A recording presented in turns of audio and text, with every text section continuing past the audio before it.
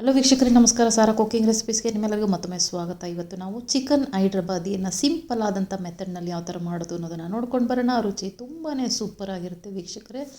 ಒಂದು ಸಲ ನೀವು ಈ ರೆಸಿಪಿಯನ್ನು ಟ್ರೈ ಮಾಡಿ ಖಂಡಿತವಾಗಿಯೂ ಇಷ್ಟಪಡ್ತೀರಾ. ನಾನಿಲ್ಲಿ 1 kg ಚಿಕನನ್ನು ತೊಗೊಂಡಿದ್ದೀನಿ ವೀಕ್ಷಕರೇ. ಒಂದು ಅರ್ಧ ನಿಂಬೆ ಹಣ್ಣನ್ನು ಹಿಂಡ್ಕೊಳ್ಳೋಣ. ಅದರಲ್ಲಿ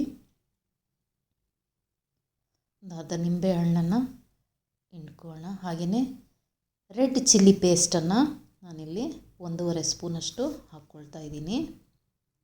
ರೆಡ್ ಚಿಲ್ಲಿ ಪೇಸ್ಟ್ ನಿಮ್ಮಲ್ಲಿಲ್ಲ ಅಂದರೆ ಮೆಣಸಿನ್ಕಾಯನ್ನು ಸ್ವಲ್ಪ ಬಿಸಿನೀರಲ್ಲಿ ನೆನೆಸಿ ಅದನ್ನು ರುಬ್ಕೊಂಡು ಹಾಕ್ಕೊಳ್ಬೋದು. ಹಾಗೆಯೇ 1.5 ಸ್ಪೂನಷ್ಟು ಹಸಿಮೆಣಸಿನ್ಕಾಯಿ ಪೇಸ್ಟನ್ನು ಹಾಕಿದ್ದೀನಿ. ಹಾಗೆಯೇ ಒಂದು 4 ಟೊಮೆಟೊವನ್ನು ರುಬ್ಬಿ ಅದರಲ್ಲಿ ಮಿಕ್ಸ್ ಮಾಡ್ಕೊಳ್ತಾ ಇದ್ದೀನಿ. ಸ್ವಲ್ಪ ಮೊಸರನ್ನು ಸೇರಿಸ್ಕೊಂಡಿದ್ದೀನಿ ವೀಕ್ಷಕರಲ್ಲಿ. ಒಂದು 4ರಿಂದ 5 ಸ್ಪೂನಷ್ಟು ಮೊಸರನ್ನು ಸೇರಿಸ್ಕೊಂಡಿದ್ದೀನಿ. ಹಾಗೆಯೇ ಸ್ವಲ್ಪ ಕರಿಬೇವಿನ ಎಲೆಗಳನ್ನು ಕಟ್ ಮಾಡಿ ಹಾಕ್ಕೊಂಡಿದ್ದೀನಿ. ಈ ಹಂತದಲ್ಲಿ ನಿಮಗೆ ಬೇಕಿದ್ರೆ ಟೊಮೆಟೊ ಪ್ಯೂರಿಯನ್ನು ನೀವು ರೆಡಿಮೇಡ್ ಇದ್ರೂ ಸೇರಿಸ್ಕೊಳ್ಬೋದು. ರುಚಿಗೆ ತಕ್ಕಷ್ಟು ಉಪ್ಪನ್ನು ಹಾಕ್ಕೊಳ್ಳೋಣ.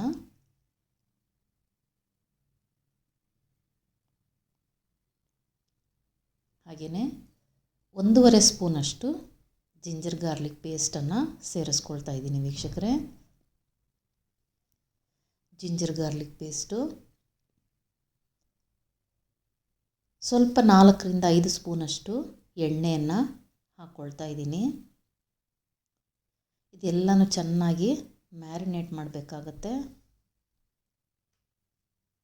1.5 ಸ್ಪೂನಷ್ಟು ಜಿಂಜರ್ ಗಾರ್ಲಿಕ್ ಪೇಸ್ಟನ್ನು ಸೇರಿಸ್ಕೊಳ್ತಾ ಇದ್ದೀನಿ.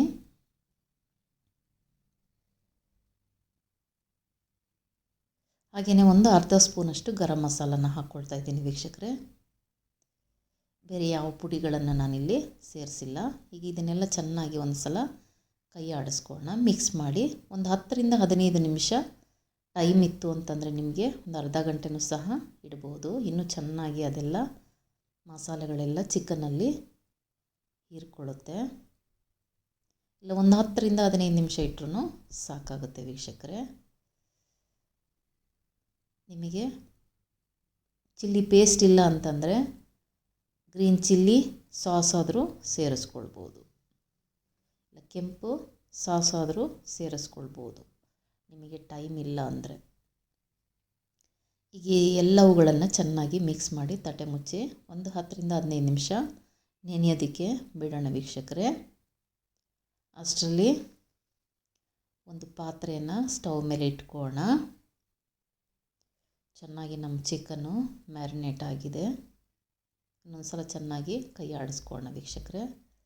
ಮಿಕ್ಸ್ ಮಾಡಿ ಇಟ್ಕೊಳ್ಳೋಣ.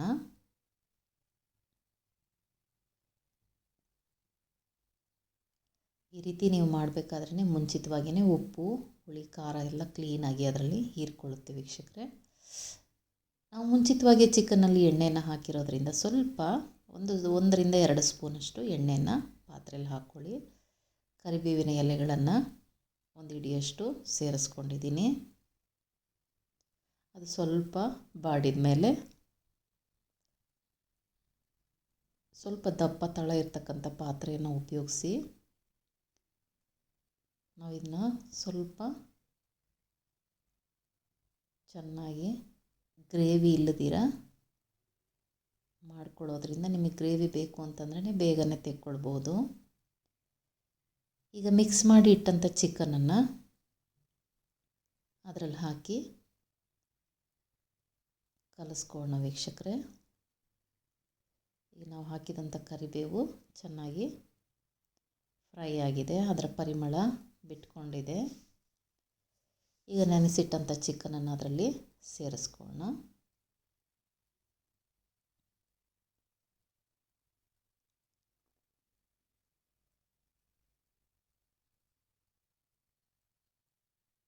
ಯಾವುದೇ ರುಬ್ಬುವಂಥ ಅವಶ್ಯಕತೆ ಇಲ್ಲ ವೀಕ್ಷಕರೇ. ತೆಂಗಿನಕಾಯಿ ಹಾಕಿಲ್ಲ. ಸಾಧಾರಣವಾಗಿ ನಾವು ನಾನ್ ವೆಜ್ಜನ್ನು ಮಾಡಬೇಕಾದ್ರೆ ಕೆಲವೊಂದು ಮಸಾಲೆಗಳನ್ನು ರುಬ್ಬಿ ಹಾಕ್ಕೊಳ್ತೀವಲ್ವ, ಅದು ಯಾವುದು ನಾನಿಲ್ಲಿ ಮಾಡಿಕೊಂಡಿಲ್ಲ. ಈಗ ಚೆನ್ನಾಗಿ ಅದು ಕುದೀತಾ ಇದೆ. ಈ ಹಂತದಲ್ಲಿ ನಾನು ಸ್ವಲ್ಪ ಗೋಡಂಬಿ ಪೇಸ್ಟನ್ನು ಸೇರಿಸ್ಕೊಂಡಿದ್ದೀನಿ, ರುಚಿಗೆ ಚೆನ್ನಾಗಿರುತ್ತೆ ಅಂಥೇಳಿ. ನೀವಿಲ್ಲ ಅಂದರೆ ಅದನ್ನು ಸ್ಕಿಪ್ ಮಾಡ್ಕೊಳ್ಬೋದು. ಒಂದು 10-15 ನಿಮಿಷ ನೀವು ಸಣ್ಣ ಉರಿಯಲ್ಲೇ ಸ್ಟವ್ ಮೇಲೇ ಇಟ್ಬಿಡಿ. ಚೆನ್ನಾಗಿ ಕುದಿಯುತ್ತೆ. ಗ್ರೇವಿ ಬೇಕು ಅಂದರೆ ಸ್ವಲ್ಪ ಬೇಗನೆ ತೆಗೀರಿ. ಅದರ ಮೇಲೆ ಸ್ವಲ್ಪ ಕೊತ್ತಂಬರಿ ಸೊಪ್ಪನ್ನು ಉದುರಿಸ್ಕೊಂಡಿದ್ದೀನಿ ವೀಕ್ಷಕರೇ.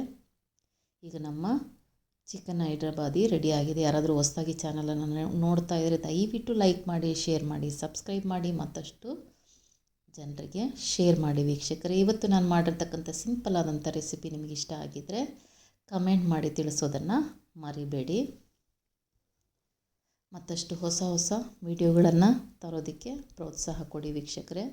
ನಾನು ಸ್ವಲ್ಪ ಡ್ರೈ ಆಗೇ ಮಾಡಿದ್ದೀನಿ.